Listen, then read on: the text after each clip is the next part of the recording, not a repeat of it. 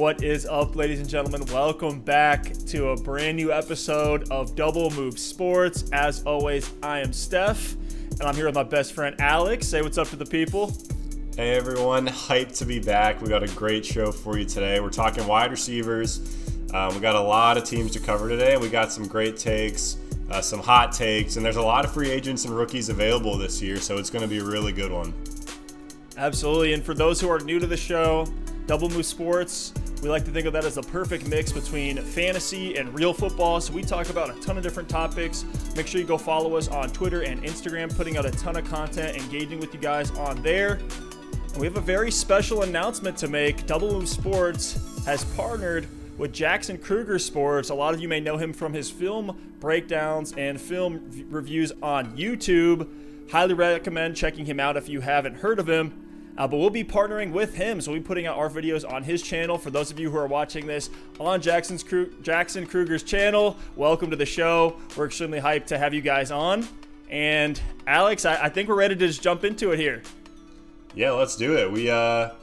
We got some great receivers to break down today, but one last thing on my end before we jump into it. I know you kind of gave us an intro. I don't want to be too long-winded, but here at Double Move Sports, we talk a lot about football, and when we do, we always think about it from a fantasy football perspective, and vice versa, especially in the season. When we're talking about fantasy football, we like to talk about it just from a general NFL perspective and kind of talk about those implications as well for teams and their outlook trying to get a Super Bowl. So, Steph, I'm excited. I'm ready to jump into it. Let's kick it off.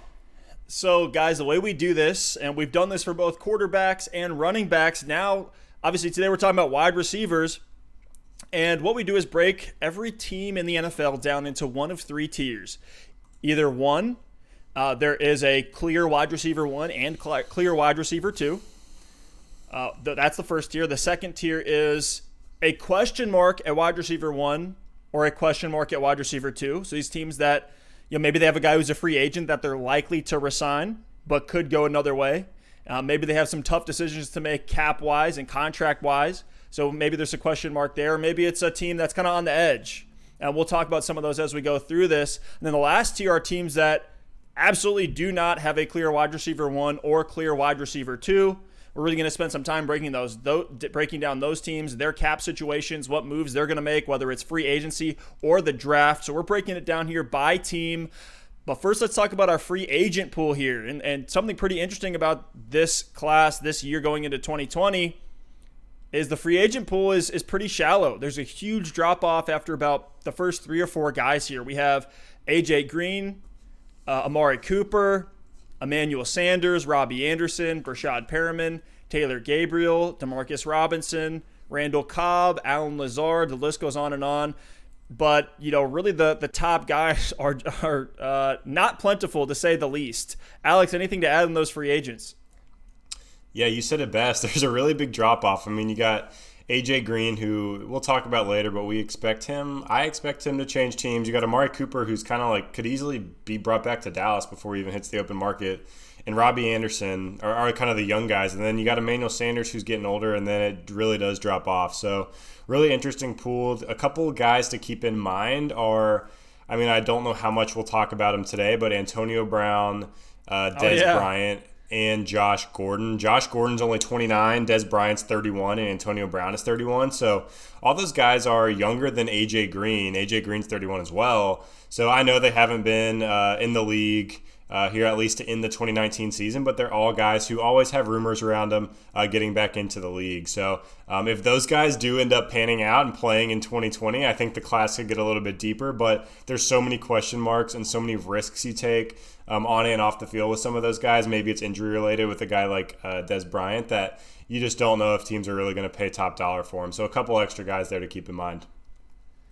And what's so funny is that on the opposite end of the spectrum, the draft pool is incredibly deep. This is one of maybe the best. I've seen a lot of beat reports, a lot of headlines coming out from the mainstream outlets saying this could be one of the greatest receiving classes of all time. Some of the names here, and we'll talk about these guys and some different fits and landing spots: Jerry Jeudy, C.D. Lamb, Henry Ruggs, Justin Jefferson, T. Higgins. The list goes on and on. There's a couple deeper guys that I really want to break down for some specific landing spots here as we go through it. Let's go into the first tier here. So these are the teams that have stalwart wide receiver 1s and 2s. So here you can think of, a team like the Buccaneers, right? They have Mike Evans and Chris Godwin. Or the Rams, right? They have Cooper Kupp, Robert Woods, and Brandon Cooks. Regardless of how their performance was last year, those are still going to be their wide receivers. They don't have a ton of cap space. They can't make moves. There's no question. Those are going to be the same guys. And then there's some situations like, for example, the Chiefs, right? They have Tyreek Hill, and then maybe there might be a question mark at the wide receiver 2 spot, but we're looking at as, is there a guy who can immediately step into that too? And for the Chiefs, if it's not Sammy Watkins with that huge cap, they may end up moving away from him. They're paying him a ton. I believe it's $14 million. Mecole Hardman would instantly step into that wide receiver 2 role. So we're leaving them in that top tier here. But let's move on to the next one. So these are teams that are probably going to remain the same, but could have a new wide receiver 1 or 2 in 2020. There are 7 teams in this tier. We have the Bills, the Patriots, the Ravens, the Jaguars, the Redskins, the Vikings, and the Bengals. So some of these are question marks due to trade rumors, again, maybe free agency, maybe they draft a guy. But Alex, are there any specific teams here that we need to break down maybe a step further? I actually think there's several I'd love to talk about in this tier. I think the Bills are going to bring in another receiver. I don't know if it's necessarily a wide receiver 1 above John Brown, but I think they do pick up another guy on the outside to help out Josh Allen, maybe get a big body target. I want to talk about the Pats. I think there's a lot of question marks about their weapons. We heard, a lot of rumors that Brady wasn't too happy about the kind of the team they've surrounded him with. I think the Ravens are good candidates to bring in another guy. And then the Bengals are interesting as well, especially if AJ Green does leave. So on my end, I think the Bills, the Pats, the Ravens, and the Bengals are going to bring in a receiver. I think the Bengals will draft a guy. I think the Ravens might actually be a good team that could be targeting a guy like Alshon Jeffrey. That's a really interesting name for Baltimore. And then I think the Pats and the Bills have to bring someone in. Just very different quarterback situations, but the Bills need to give Josh Allen some more help, and the Pats need to give Brady help if they want to get him back. So, Steph, any thoughts on those teams I just threw out? Any names you'd like to see go to maybe the Bills or the Pats or the Ravens? Yeah, so I love the AJ Green take, and I would like to see him on another team personally, but I actually don't think he leaves. I put out a poll earlier today on Twitter. Some of those top landing spots we were getting votes for, the Raiders, the Packers, I believe the Patriots were another one, but I actually think he's going to stay in Cincinnati. I think that the Bengals have shown, hey, we're not gonna cut you. We want to re-sign you, and with that hype with Joe Burrow coming to town, and they have a decent amount of cap space, I believe. I'm going to spot check myself real quickly here. They're 17th, so maybe not a ton to work with. But regardless, I actually think the Bengals are going to put an offer in front of him. It's going to be a competitive offer. They want to keep AJ Green. And if he doesn't feel burned by the team, like if things have gone smoothly over this tenure where he hasn't been playing, I think he could stick with them. And I think that offense is one that could be very interesting for fantasy with Joe Mixon, obviously Joe Burrow. Tyler Boyd had a really good 2019 season. So there's some interesting moves on the Bengals here. But let's go ahead and move over to the last tier here, the one where these teams desperately need a wide receiver. They have to make a move. And for fantasy, these probably aren't going to be the same guys. And there are 10 teams in this tier. Just from a high-level overview, I'm just going to read through them, and then we'll go back through one by one. So we have the Jets, the Colts, the Raiders, the Cowboys, the Eagles, the Packers, the Broncos, the Saints, the Niners, and the Cardinals. So let's start at the top here at the Jets. Alex, take us through their situation and a move that you would like to make them see. The Jets are interesting. They've got $52 million in cap space. They've got some flexibility because Darnold is on his rookie deal.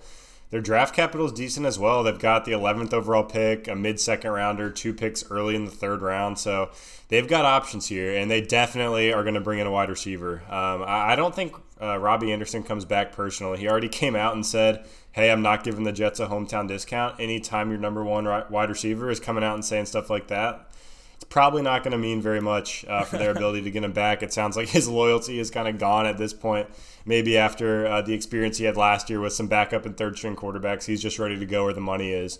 So I think Robbie Anderson does leave. And at that point, I think it makes sense for the Jets to actually draft a wide receiver. I don't know if that comes on day 1 or day 2. With that 11th pick, they could pick up Jerry Jeudy or CeeDee Lamb, which would obviously be awesome for them. Put one of those guys on the outside with Jamison Crowder running underneath. Like, you've got a real start of a core there with Sam Darnold at quarterback. So I think that's an option. I'm not sold that they're going to do it, though. They've got a lot of holes to fill on the defensive side of the ball as well. So I think they could pick up a guy like Pittman or Justin Jefferson in round 2. Those are guys that are very solid and could blossom into a really good wide receiver. We've seen several wide receivers over the past few years that are day 2 picks pan out. We saw Deebo Samuel in round 2 this past year. Terry McLaurin, I believe, went in round 3, and those guys had big impacts in their rookie season. So I think the Jets probably wait until day 2 of the draft and pick up a rookie. And I could see them going after a smaller name on the free agent list as well. Maybe a guy that's going to be a little bit cheaper, a young guy they can throw some money their way and see if they are going to develop into a true wide receiver 1 or 2, maybe like a DeMarcus Robinson type guy. So, Steph, tell me what you think about those takes. Yeah, I think you're spot on. If they can't re-sign Robbie, then no question I would go straight to the draft. They have $52 million in cap space, which is 11th, but with just how shallow this free agent class is, I don't think there's a ton of room for them to go out and sign a big name. Maybe they get a more role player type of guy. Maybe they have DeMarcus Robinson, maybe like a kind of a lesser known field stretcher that could come in and kind of replace that Robbie Anderson role. But I love Henry Ruggs for them.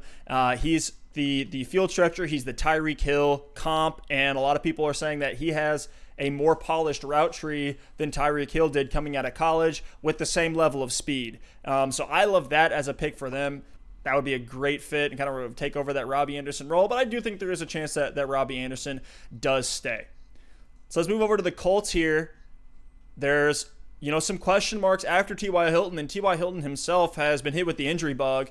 The Colts are 4th in the NFL in cap space at $80 million, and they have some decent draft capital. They have a early first-round pick at the 113 spot. They have 2 second-round picks and a early third at the 311. I love the prospect of them taking a second-round wide receiver to come in with, guys like Funchess hitting the road. He's a free agent. Chester Rogers is a free agent. They still have Paris Campbell in that wide receiver room, but grabbing a guy like Justin Jefferson out of LSU, I like Laviska Shenault as a guy who could play a role for them, a big body slot wide receiver that could do a lot for whether it's Jacoby Brissett or another quarterback that they bring in. He'll certainly help. And then T. Higgins is another one I like for them. But Alex, do you think, you're the Colts homer, what do you think they do here? They have all that cap space. They could go sign a big name if they wanted to. I'll tell you what, sitting here as a Colts fan over the past probably 2 seasons, it's been incredibly frustrating. I trust Chris Ballard. His method has worked, and here we are with a really solid team, a ton of cap space, and a ton of picks. But at some point, you got to say, hey, it's our time and go for it. And I really hope Chris Ballard doesn't sit on this cap space in this draft capital this year without trying to use this championship window. I think if they bring in an upgrade to Jacoby Brissett, that's the number one thing that's going to help the Colts contend this year. And they have to bring in some weapons at the wide receiver position. They just have to. We saw Jacoby get put in a really unfair situation last year with, Chester Rogers being his number 2 receiver, Zach Pascal being his number 1, with some of the injuries and just some of the shallow depth on that Colts team. So I think they have to address the receiver position in the offseason, and I think they're going to do it in a variety of ways. I think they're players for Amari Cooper if he hits the open market. I think they're players for A.J. Green if he hits the open market. And I'd love to see him take a guy with that number 13 pick. I really would. I'd love to see Jerry Jeudy in a Colts uniform. CeeDee Lamb, but I do like some of those day 2 picks as well. I think Chenault's really interesting, a big body guy. We see, Devin Funchess only played 1 game for the Colts last year before his injury, but he's gone as a free agent. Eric Ebron is going to leave as a free agent. So really, your only red zone threats right now are, I guess, Jack Doyle and Zach Pascal. So you really want to go get a big body guy. I think that can make sense, but I think they're going to do this in a variety of ways, and I would not be surprised to see them bring in a free agent. Maybe it's one of the top-tier guys. Maybe it's not. Maybe it's a guy in the middle. But then I think they're going to draft some guys at their receiver position as well. So I'm really excited to see what they do at the position. It's a position of need, and it's one of my favorite positions on the football field, so it's going to be really fun to see if we can bring in some playmakers. Maybe it's for Jacoby Brissett. Maybe it's for another quarterback. We'll see. There's two free agent names I want to throw out there. They're kind of gross, but I just want to see what your perception is on them. What do you think about a 33-year-old Emmanuel Sanders? I'm not really a fan of that move. I think they're going to have to pay him a little bit more money than some of these other guys, and he had some flashes last year. He had some huge games. He's just getting older, though, and this is a Colts team that's pretty young. And, I just don't know, unless you're going to bring in Emmanuel Sanders and really sell out with some of that other cap space and sign veterans on defense and bring in guys that are going to make an impact day one in the draft. I just don't know what sense it makes to bring in Emmanuel Sanders. I would much rather go after a guy, like a Robbie Anderson or this. I mean, I don't really believe in Brashad Perriman's talent that much, but if the money is similar, I'd much rather sign a guy like Brashad Perriman. He was a first-round draft pick just a few years ago. I believe he's 26 years old, and he showed some real signs last year that he can get it done when he was running as the number one receiver for the Bucs. So I would much rather get a guy like that than a guy like Emmanuel Sanders. I'm not hating on Emmanuel Sanders' talent at all. I think he's going to have a big role for a contender next year. I actually have him for some of these teams we're going to talk about as a top target, but I just don't know if it makes sense for the Colts. So throwing out another name, and I totally get your point on Sanders. I don't know, that Colts offense is kind of rebuilding, but I feel like they're kind of in win now mode. Like you were saying, if Ballard wants to go all in, I feel like he could get them there. They're right at, they just need to get over that hump. I thought Sanders would be a guy that could give a small veteran deal to, come in, bring some leadership to that locker room. So that's why I threw him out there. Yeah, but I want to throw another one. In the NFL, it's just so hard to keep the status quo for several years in a row. Look at the Rams this past year. They're a perfect example. They are taking the league by storm. The second season of this incredible Sean McVay offense, they make it to the Super Bowl. And then last year they just come out and it's a total dud. And they didn't have an insane amount of turnover. I know their line got worse significantly on offense, but the playmakers are the same. A lot of those pieces on defense are the same. It's just so hard to keep the status quo for several seasons in a row in the NFL. So if you're the Colts, you can't just say, hey, we're going to keep this nucleus together and, try to build it one piece at a time, build it out. At some point, you got to put the pedal to the metal. So enough on the Colts. We can go ahead and move on now. Just wanted to throw that last point out there. No, I love it. I love it. There's certainly a lot of options that they could go with that could all pan out. So the next one here, talking about the Raiders. Right now they have Tyrell Williams, Hunter Renfrow, and I believe Zay Jones is a free agent. He's still there as well. They have $50 million in cap space, which is about middle. They're 15th in the NFL, but they have a ton of draft capital. They have the 12th overall pick, the 19th overall pick. They have 3 third-round picks, so they could wait and get a wide receiver. We talk about how deep this wide receiver draft class is. They could pick up a fantastic talent at the 316 if they wanted to, and kind of wait for the draft to come to them. I also love Jerry Jeudy as a first round pick for them here. Give them a true wide receiver one. The comp for Jeudy has been Devontae Adams, and that's what the Raiders need, right? This death by 1,000 cuts offense that they run, the Gruden grinders, handing it off to Josh Jacobs on first and second down, and then being efficient on third down with Derek Carr, or maybe somebody else that they bring in. That's another question mark. But what do you think the Raiders do here? They really need a wide receiver one that can take over, especially in the red zone and deep downfield. Yeah, I think they are locked in for a wide receiver in the offseason. I think they actually have a very similar situation to the Colts. They have cap space, they have draft capital, and they have a glaring need at wide receiver. And it's interesting you say Jerry Jeudy was a comp to Devontae Adams. I know Jeudy is a lot smaller.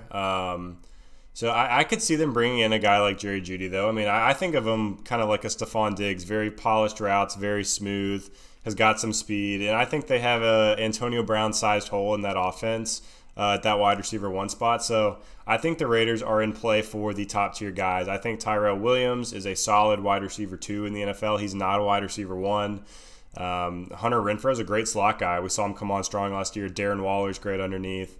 But I think they could go out and be a player for some of these top names. I think I'm concerned as a Colts fan at the 13th overall pick that the Raiders are going to take our guy at 12th if it's going to be a wide receiver. I think they're in play for Jeudy. I think they're in play for CeeDee Lamb. And I also think they're in play for some of these free agents. Maybe they'll go out and get an AJ Green to headline Las Vegas. Maybe they wouldn't this be interesting? They go out and sign Amari Cooper back That would be the swindle of the century, getting one of these getting a first round pick from the Cowboys, giving them a little loan, a season and a half of Amari Cooper, and getting them right back. That would be really interesting. I don't even know if he'd be interested in going back, but I think they are in a desperate need for a number one wide receiver, and it's going to come. So I don't necessarily think they're in play for a guy like Robbie Anderson. He's too similar to Tyrell Williams in my mind. But I do think whether it's A.J. Green, Amari Cooper's a bit of a stretch, but maybe that number 12 pick, they're going to get a wide receiver. And I think it's going to be a top-tier guy that they want to have as their wide receiver one for now and into the future. It feels like Tyrell Williams could be a serviceable two. Hunter Renfrow had his moments. He's a receiving receptions monster down there in the slot. I want to play a little what if scenario with you, Alex. The Oakland Raiders, we saw them as potentially a wild card contender for a little bit of this year. The Vegas Raiders. The now Vegas Raiders, my apologies. Yes. But if they had Antonio Brown there, they went 7-9 in the regular season. They're fighting in a tough division with the Chiefs. Where do you think they could have been if Antonio Brown would have panned out for them? You think they would have gone over the hunt and been in the wild card race? Yeah, I'll tell you, my fantasy team certainly would have finished higher. But I think they would have been right there. I mean, given the circumstances they were in, AB is gone before the first game. One of their first-round picks, Jonathan Abram, if you watched Hard Knocks, you saw how well he was playing in camp. And then even in that first game of the regular season against Denver, he had a really strong game. He goes out after the first game for the season. So you look at those two things combined and then, just how well the Raiders really came together and truly grinded for the regular season. And you got to think they would have made a run. They were 7-9. They're just a couple of games out for that wild card spot. I really do think they're a wide receiver one away from being a contender. I think Derek Carr's fine. I think he's a good enough quarterback to at least get them into the playoffs.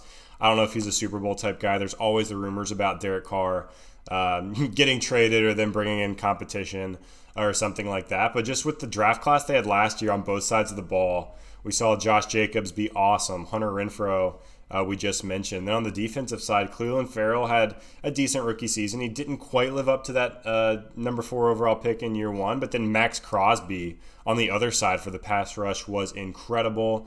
We just mentioned Jonathan Abram. He's going to be back at safety this year. They have 2 more first-round picks and 3 picks in the third round. So the Raiders, watch out for the Raiders. If they go out and sign a top wide receiver and spend some of that money on maybe some holes on the line or the defensive side of the ball, and then they use this draft capital well, they are going to be a force next season. So I think they probably would have finished 8-8 or 9-7 last year. I think they would have been right on the cusp of that wild card spot, but maybe things would have been a lot different if they would have gotten in the playoffs instead of the Titans. So you can always play the what if game, but yeah, I think that void is real, and I think that is definitely one of the reasons that their offense wasn't really able to open up to its full potential in 2019.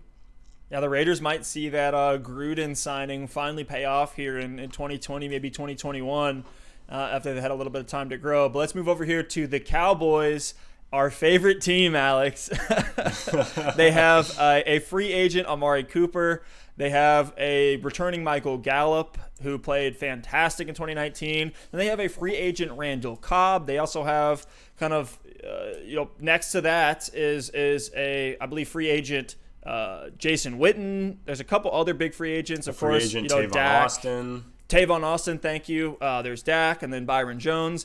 And they have a lot of needs on defense. They have the 5th most cap space in the NFL at $74 million. They have a middle picks in the first, second, and third rounds. So they could draft a guy as well if they wanted to. I'm of the mindset that they re-sign everybody.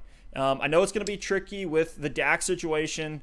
I think Dak is going to cave. I think he wants to be in Dallas. And if they can get him to a reasonable dollar amount, I think they'll be able to re-sign everybody. Maybe they have to let Jones walk. They do have a lot of needs to address on the defensive side, which is where I think they'll end up going in the draft. But Alex, here, what's your take on the Cowboys? That's interesting, and it's true. I mean, if they let Byron Jones walk on the defensive side of the ball, I think they could pull off signing everybody back. But I'm kind of on the other side of the coin as you. I think they make sure they get their quarterback. I think they signed Dak Prescott, and I think they give him really strong money. I think he's going to be the highest paid quarterback in the NFL. And once they do that, I don't think they're going to bring Amari Cooper back. I don't. I think Amari Cooper is going to find his way to free agency. And maybe he hits the open market and the Cowboys do find a way to make it work at that point. But I think he does hit the open market. I personally think he plays somewhere else next season. And to that point, I think if Cooper does leave, the Cowboys could sign Dez Bryant. I think they could sign Dez Bryant and Randall Cobb. It all makes too much sense. They'd have Gallup on one side of the ball, an emerging young talent who could easily take steps forward to be a strong wide receiver one in the NFL. Oh, yeah. You've got Dez Bryant, who's been in that uniform before, and we all know what he can do. He's the same age as AJ Green. And we talk, and it's same not age like, as Julio Jones. Yeah, and it's not like AJ Green and Julio Jones haven't had incredible injury. I mean, AJ Green clearly more than Julio Jones, but Julio always seems to be a little banged up. AJ Green didn't play last season and missed half the season the year before, and we're talking about AJ Green like he's the top free agent on the market. Dez Bryant was neck and neck with him for the first 7 years of their career. So for me, it's like I don't know why people. I know he's been out of the league for 2 years, but AJ Green's pretty much been out of the league for 2 years, and I think he can still play. I don't think he's going to need to be the number one, but you think about him down near the red zone. You think about him as a number 2 or a number 3, just a big body possession type guy. That could make a lot of sense for them. He's not going to cost them a lot of money. And if they do that, I think it makes sense to bring back Randall Cobb as well. You got Mike McCarthy there now. I was shocked to learn that Randall Cobb's only 29 years old. I think of Randall Cobb like he's 34, like he's older than Emmanuel Sanders, and he's not even 30 yet. So Randall Cobb's got juice left in the tank. Mike McCarthy has used him incredibly well in the past as a number 2, number 3 type wide receiver, that slot position. So I think it could make sense for the Cowboys to let Cooper go, try to use that money and shore up some other spots on their depth chart, and use the strategy of Dez Bryant and Randall Cobb along with Michael Gallup at wide receiver. I know there's some hot takes there, but to me, like I would reinvest that money on their defense and with some depth rather than bring back Amari. Man, you had a lot of hot takes baked into that one. I love it. That's why we come on the show. I feel like maybe people need to go back and rewatch Dallas, and I've seen some of the same takes out there. So I'm not talking specifically about your take right there, but in general, do you all remember the Dak versus Dez? Like those guys could not get on the same page. That's really what the problem was. Now I do think Dez would fit for that offense, but I love the Cooper, Gallup, and Cobb core. I think that's a great receiving core. And, if Cooper and Cobb were not free agents, we would have them in that first tier. There would be no question this is a stalwart receiving core. We'll see what Fat Mike can do for him. Dak is coming off his best year passing-wise in terms of volume and yardage, and his least in terms of rushing, which he's kind of always been known for prior to 2019. So I think there's a lot to look for there. Whatever happens is going to be very interesting for fantasy and for the Cowboys' playoff hopes. Yeah, absolutely. You're spot on there. And Steph, let's go ahead and transition to the Cowboys' division rival, the Eagles. It seemed like last year they were loaded with weapons with Zach Ertz, Dallas Goedert, Alshon Jeffrey, Deshaun Jackson, Nelson Aguilar. There's a lot of hype around J.J. Arcega-Whiteside. Now we're looking at the Eagles like, man, they need weapons. We all saw what happened to them at the end of last season. Their top 2 receivers this year were tight ends, and they were just hurting on the offensive side of the ball. Carson Wentz absolutely was putting the team on his back. So, Steph, they've got Alshon Jeffrey right now, who's got a lot of trade rumors around him. He actually has close to a $16 million cap hit for 2020. They got Deshaun Jackson, who missed most of the season, Nelson Aguilar, who's a free agent now, and then J.J. Arcega-Whiteside and Greg Ward, who actually stepped in pretty well there towards the end of last season. They have $43 million in cap space, and they have a first-round pick, a second-round pick, and a third-round pick towards the back middle of each of those rounds. So, Steph, tell me, what do you think the Eagles do? What's their best plan of attack going into the offseason? If I'm them, I'm trading Alshon, and it seems like Alshon doesn't want to be there anymore either, just based on the trade rumors that we've heard so far. I love a guy like Henry Ruggs. If Deshaun Jackson leaves, retires, gets cut, I don't know what his situation is. I need to dig into that a little bit more. I know Nelson Aguilar is a free agent. I'm not sure if they resign him. There's a lot of interesting turnover that could happen. in the Eagles wide receiving core. I like a Henry. I said the Henry Ruggs pick. I also like a CeeDee Lamb pick. Maybe if they get him at the 21st overall pick, maybe he falls a little bit in that first round. I think he could be a great pickup for them. They need one of these big guys. I don't know if, at 19th on that leaderboard in cap space, just $43 million, and they need to re-sign some guys as well. I don't know if they have the ability to go get a big name. Maybe they get more of a low-key name like Allen Lazard, a guy like that who could come in, maybe fill in for Jeffrey, and just in terms of the physique and the fit in the scheme. I'm not comping those two, but yeah, this one's pretty puzzling to me. I don't see a clear direction that they could take. Yeah, it's tricky. There's so many moving parts, and we saw those moving parts last season with each week. It seemed like you jumble up the group and pick 3 of them out of the hat, and that's who's out on the field. So $43 million of cap space. We talked about Alshon Jeffrey's cap hit. If they're able to find a trade suitor for Alshon and clear that, I think it's $16 million off of their books, they're in play for another one of these top receivers. They shed Alshon, and they're in play for Amari Cooper. They're in play for guys like AJ Green. And interestingly enough, they've been linked to Amari Cooper in a lot of the press that I've read. A lot of people think if Amari leaves Dallas, he's going to want to go play with another good, young, mobile quarterback. When you think about it, Carson Wentz and Dak Prescott have very similar skill sets. He's going to be the clear-cut number one there. They're always a contender, and they might pay him the money that he wants that the Cowboys might not be able to do. So that's really interesting. But I love what you said about the draft. I love those names you threw out. I think if CeeDee Lamb falls to them, that would be an absolute steal for Philadelphia. But I think they might address it in 2 ways. I think similar to the Colts, they might kind of overkill it at the receiver spot. They might see what happened last season and be like, we do not want this happening again. But one last name I want to throw out for Philly that I think is actually a really good fit is Robbie Anderson. And again, he's kind of similar to the role that Deshaun Jackson holds, but I don't really know what Deshaun Jackson's situation is. He was hurt most of last season. It feels like he's going to be back, but I don't know if they really trust that at this point, or maybe they want a younger guy to go alongside him, get both of the burners on the outsides. But Robbie Anderson, to me, makes a lot of sense. You get him on the outside. You got Ertz and Goddard underneath. That could be a really, really good core there. And really open up some things for the passing game at multiple levels. It could open up things for Miles Sanders on the ground. So I'd keep an eye on Robbie Anderson. I think I'd like to see him stay in green, but this time in Eagles green. Deshaun Jackson is 33 years old, coming off I believe a abdominal injury, which something like that, part of your core, that affects all facets of your game.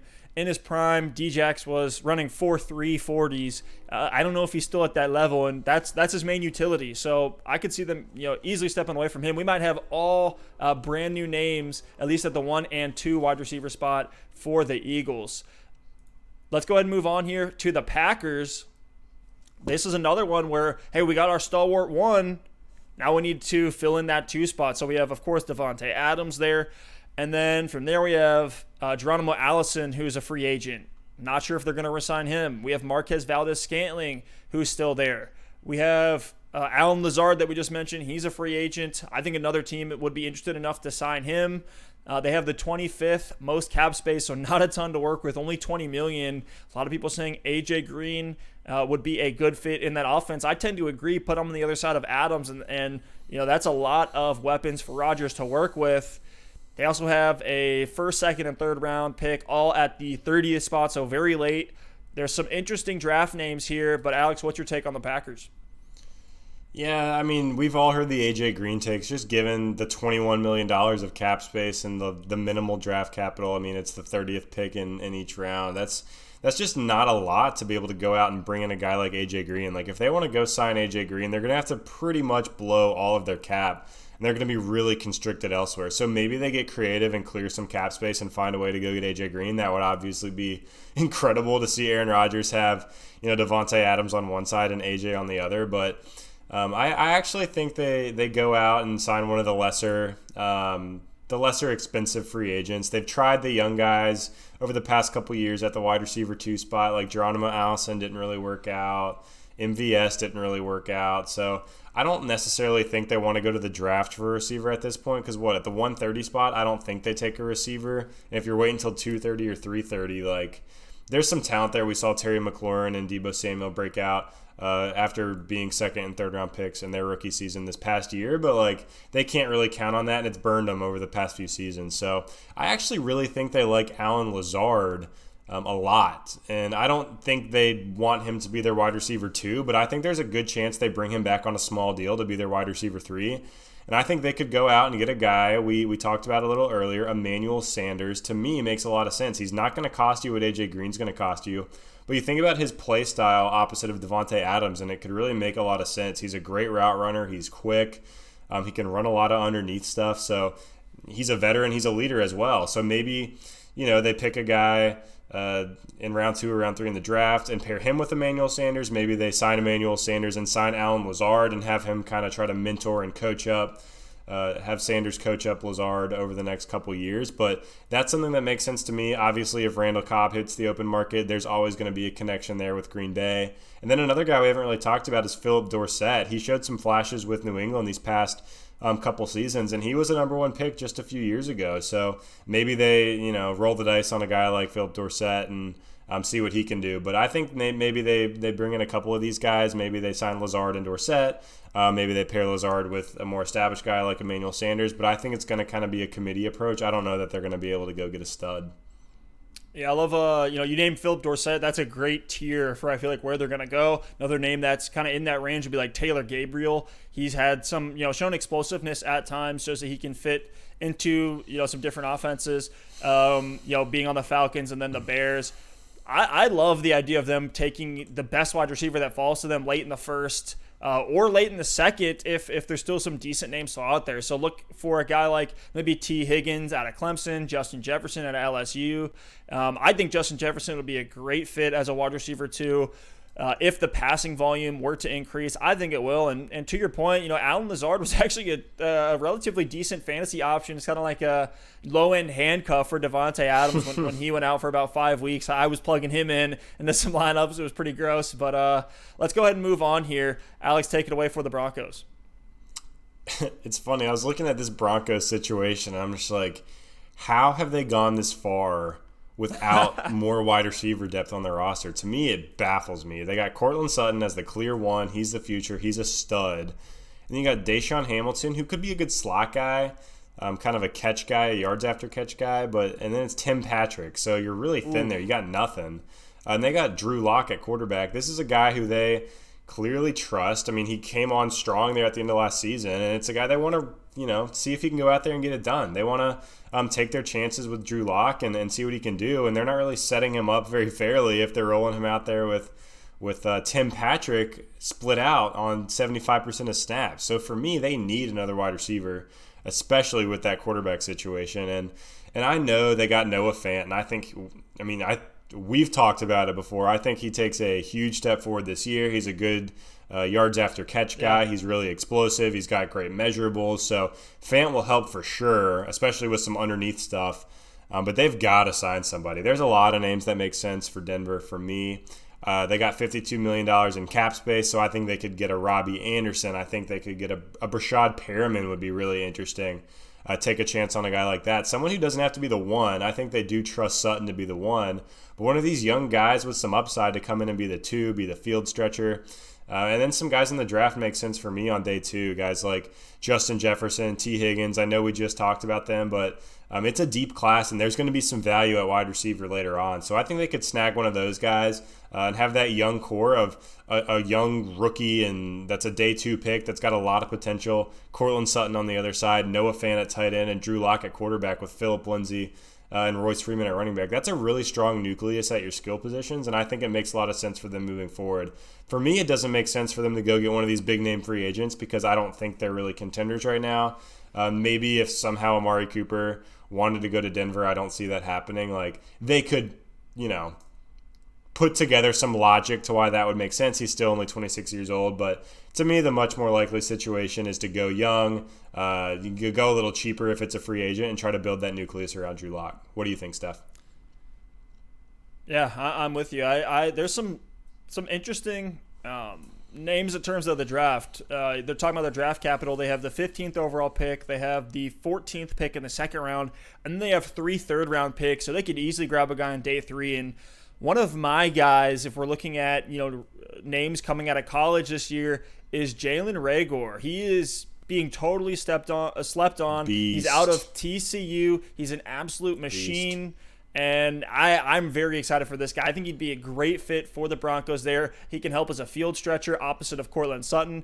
They'll give, Locke will have his time to prove it. They're going to put their weapons around him. And, you mentioned Fant. I think he's going to have a huge breakout in 2020.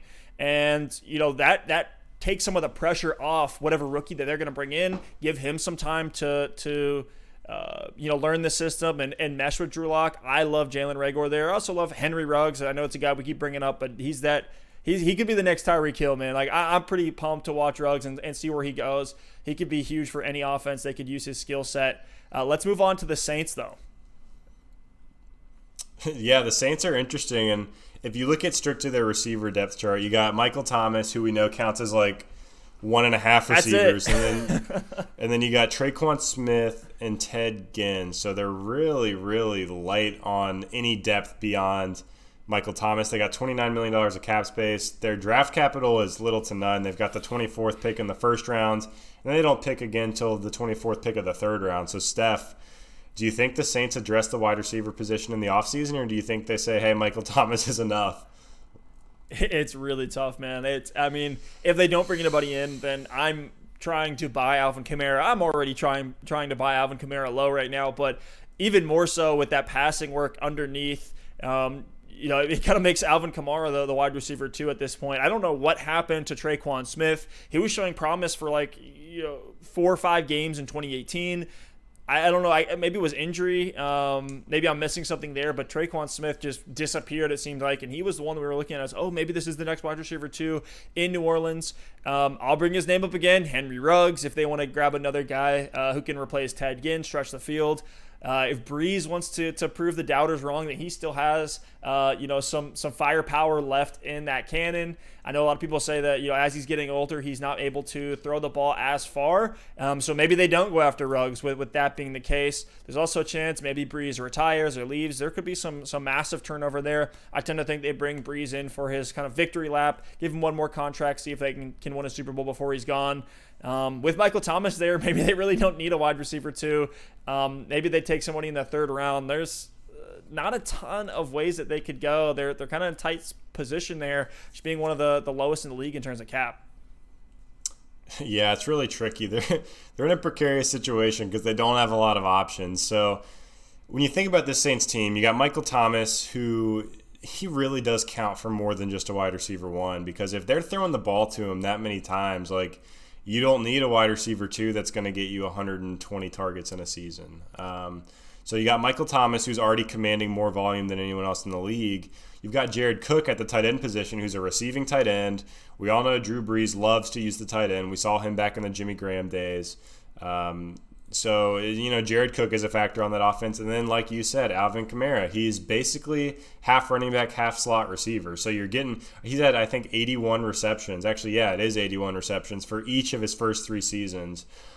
So he's a lock to get, I guess, 81 receptions in 2020. So you think about that, he's like a slot receiver. So you got this dominant ball commanding number one, a pass catching tight end, a running back who catches 80 passes a year, and then these other small pieces don't really need to be as involved. I do think it's going to benefit them to bring someone else in. I think they kick the tires on, a DeMarcus Robinson, a Nelson Aguilar, a Philip Dorsett type guy to kind of upgrade that number 2 spot without having to spend up too much with their limited cap space. But I don't think they go do anything crazy. I think they like what they've got, and maybe they just look for a small upgrade at the 2 spot to open it up for the other guys. Yeah, I feel like they're 1 or 2 explosive playmakers away from being at that Super Bowl game that is kind of escaped them the last couple of years here. There's a lot of interesting names in the draft. Brandon Ayuk, Michael Pittman, Laviska Shenault. So the list goes on and on with guys they could look to in the draft. We'll see how that plays out. Taylor Gabriel is another one I'll throw out for them. Let's move over to the 49ers here, the Super Bowl runner-up 49ers. Obviously, they have Deebo Samuel there. He has been the guy for them in that wide receiver core. Had an absolute breakout season. Can't wait to see what he can do in 2020. We mentioned Emmanuel Sanders time and time again, 33 years old. I actually think they signed him. I think he showed re-sign him. He showed a lot of promise in that offense. They don't have a ton of passing volume with the Shanahan scheme that they like to run. Kendrick Bourne is a free agent. He was kind of their wide receiver 3. We saw him get some looks, in the playoff stretch. Then they have a bunch of names that are kind of falling off in terms of Marquise Goodwin, Dante Pettis. In terms of cap space, they don't have much to work with. They only have $12 million. That puts them at 28th. And they have one draft pick, which is the 31st pick in the first round.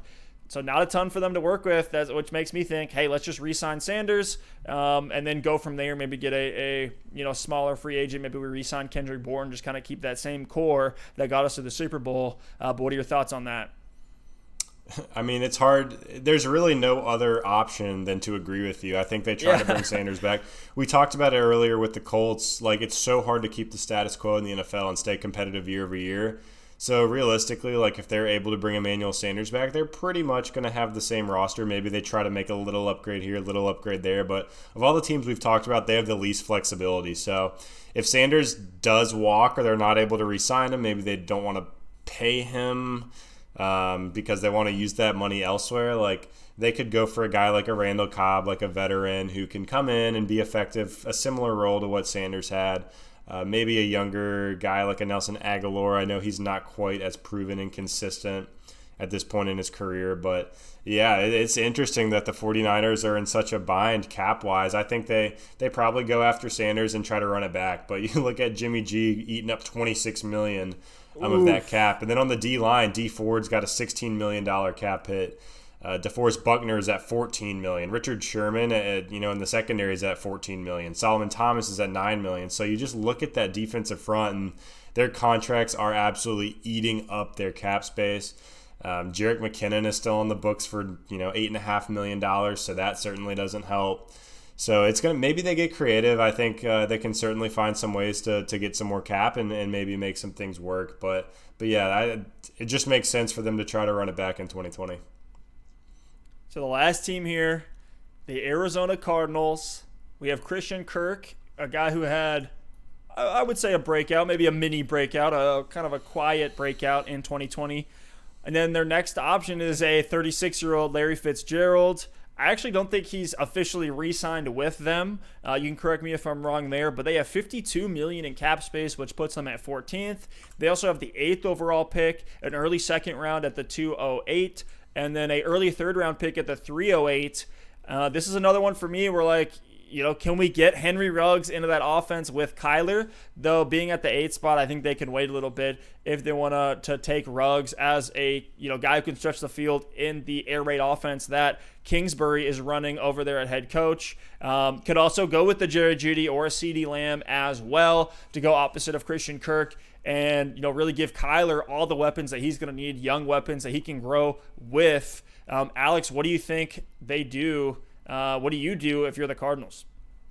Yeah, they have signed back Fitzgerald to address that point. He's back for $11.5 million, close to that in 2020. So I think he's he's a Cardinal for life. He's going to be more of a transition guy. They've got a young team, a young head coach. I think they're very likely to bring in another receiver and have Fitzgerald kind of mentor that receiver room and Kyler Murray a bit to set them up for the future. So if I'm the Cardinals, I think I'm probably not drafting another guy. They drafted 3 wide receivers last year. Andy Isabella in the 2nd, Akeem Butler in the 4th, Keyshawn Johnson in the 6th. So for me, am I really going to go out and use one of my top picks on a receiver again?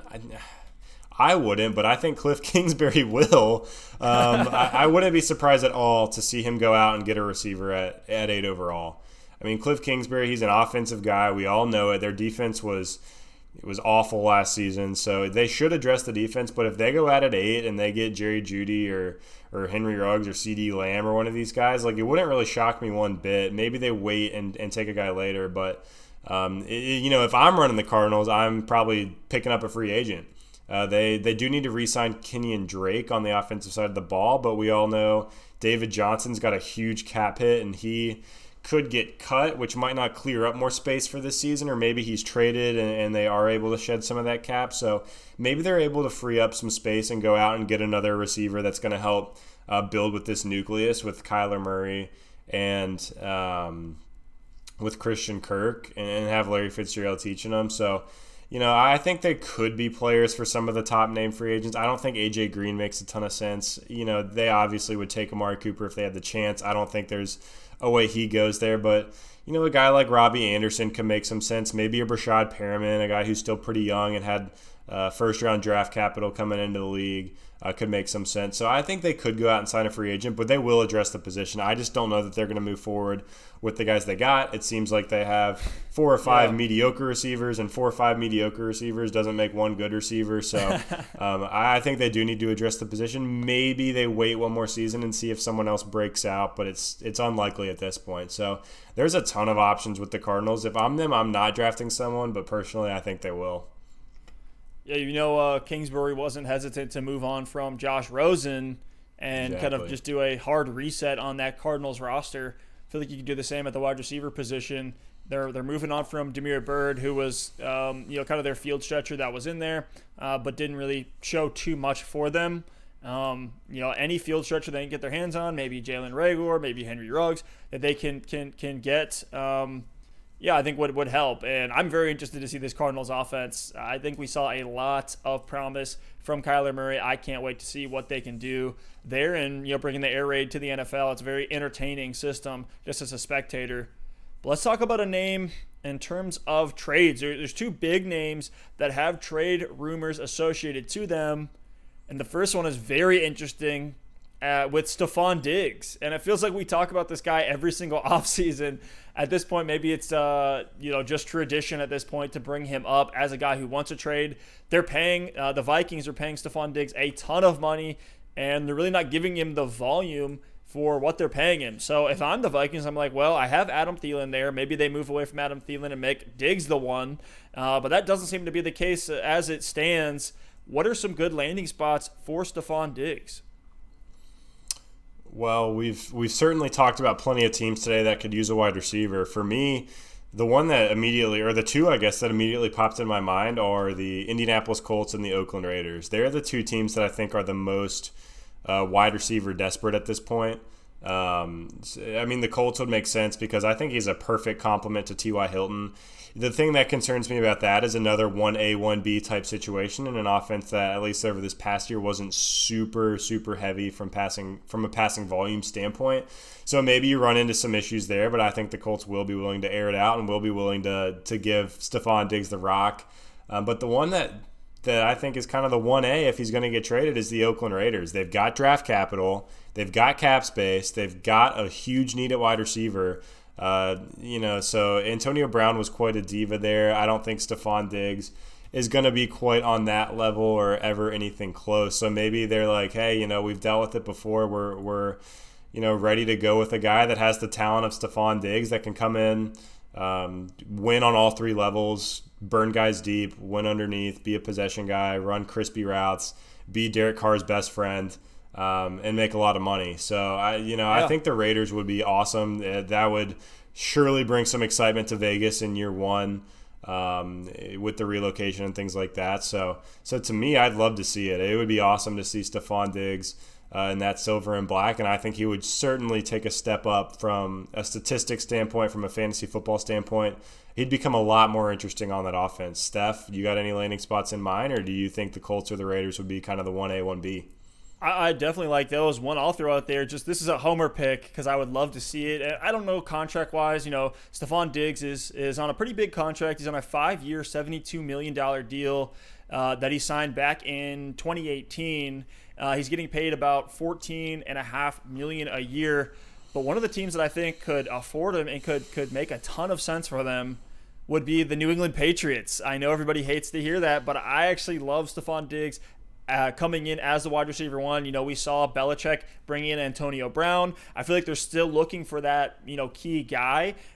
We know when Belichick dials in on one of these top wide receivers, he goes all in and tries to get them.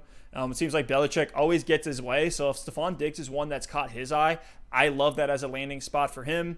Come in and be explosive for Brady. Could be a leader for that wide receiver core with N'Keal Harry, Jacoby Myers. There are some younger guys that he could mentor as well. I believe Diggs is 26 or 27 years old at this point. So, he's on his big contract, so that could be a good spot. Now, let's talk about Alshon Jeffrey. I know we mentioned him a couple different times as we went through some of the needy teams, but one of the ones we didn't talk about too much was the Buffalo Bills. Maybe they should have been in that bottom tier here. I know some folks out there are going to disagree. By all means, let us know in the comments. But I love Alshon Jeffrey as a fit on that Bills wide receiver core. Him across from John Brown, I think would be a fantastic core for for Josh Allen. And they need help at times when they get down on the goal line. They need help in the red zone. They can't just keep giving it to Frank Gore on the one and expect things to work out. Yes, maybe they go and bring in a big running back to help in that department, but I also think Alshon Jeffrey could be helpful to them, especially on third down, to help out Josh Allen. Just give him a big target he can throw it up to, corner out back of the end zone and score for them. I think that'd be a pretty interesting one. I think the Bills feel like they're contenders right now. Wow, I love that take. I know we kind of touched on the Bills briefly earlier, but that's a perfect fit for them. If they go out and get Alshon Jeffrey, I think they're immediately a contender. He's exactly what they need. They say the tight end is the quarterback's best friend, especially an inaccurate quarterback. Not pointing any fingers at Josh Allen or anything. He did improve a lot in year 2. I'll give him that. But, Alshon Jeffrey's about the closest thing you can get to a tight end at the wide receiver position. Big body, red zone threat.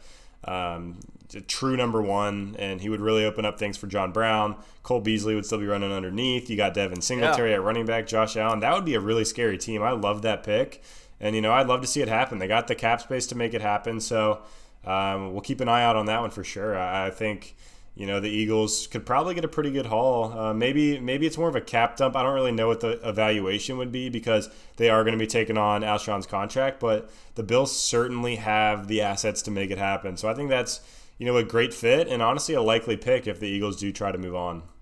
Yeah, Bills are third overall in cap space at $83 million. I don't know if they have a ton of guys that they need to re-sign, so could be very, very likely.